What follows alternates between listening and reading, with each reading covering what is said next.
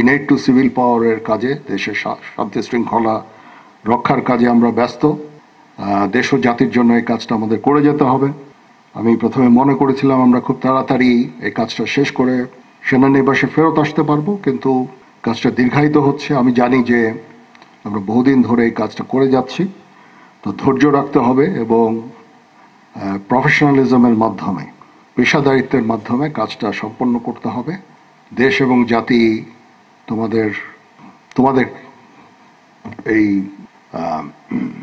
এই সার্ভিসটা তাদের জন্য অত্যন্ত গুরুত্বপূর্ণ। সুতরাং দেশ এবং জাতির জন্য আমাদের কাজ করে যেতে হবে।